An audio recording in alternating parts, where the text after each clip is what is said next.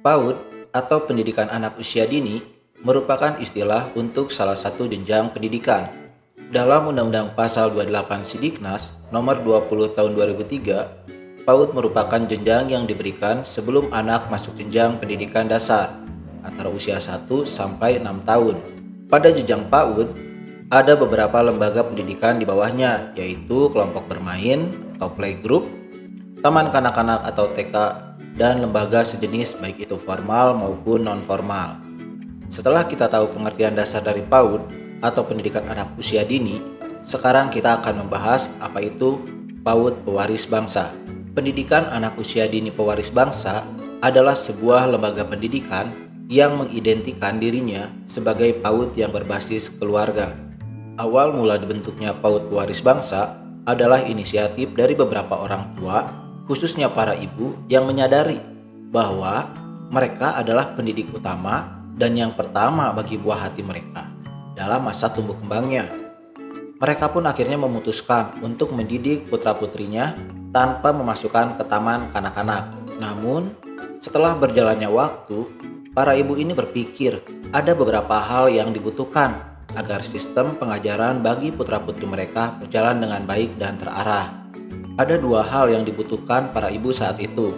Yang pertama, adanya kegiatan yang terarah dan terencana di mana anak-anak dapat belajar dan bermain bersama.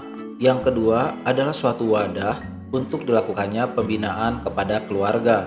Singkat cerita, pada tahun 2010, melalui Ibu Sani, didaftarkanlah PAUD pewaris bangsa ke Dinas Pendidikan Kota Bandung untuk mengakomodir kebutuhan para ibu tersebut dan akhirnya diterima. Saat itu, PAUD yang dibentuk para ibu didaftarkan sebagai pendidikan anak usia dini atau PAUD pewaris bangsa dengan kelompok bermain sebagai jenis layanannya.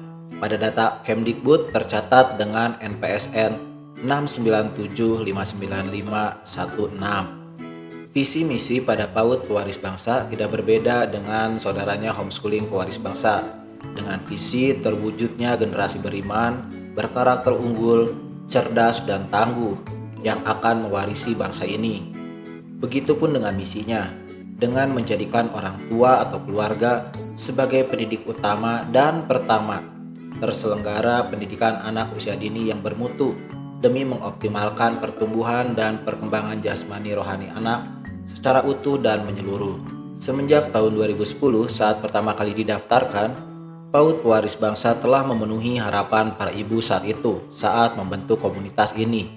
Kini PAUD pewaris bangsa telah menjadi mitra keluarga dalam menyelenggarakan pendidikan anak usia dini yang bermutu, menjadi forum pembinaan keluarga dalam meningkatkan kesadaran dan kemampuan sebagai pendidik utama dan pertama, dan yang terutama PAUD pewaris bangsa secara konsisten menyelenggarakan kegiatan belajar dan bermain yang terarah dan terencana untuk mencapai pertumbuhan dan perkembangan anak yang optimal.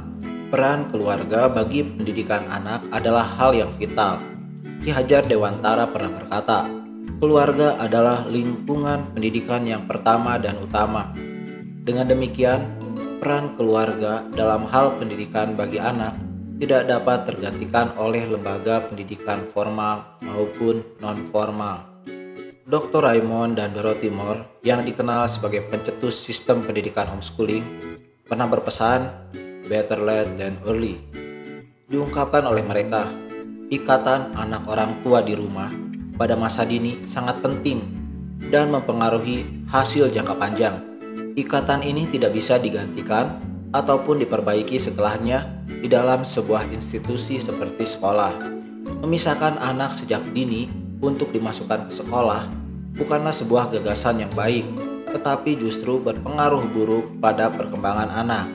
Bila kita kembali ke undang-undang yang sebelumnya dibahas, yaitu Sistem Pendidikan Nasional Undang-Undang Nomor 20 Tahun 2003 pada pasal 28, pendidikan anak usia dini dapat diselenggarakan melalui jalur pendidikan formal, non-formal, dan atau informal.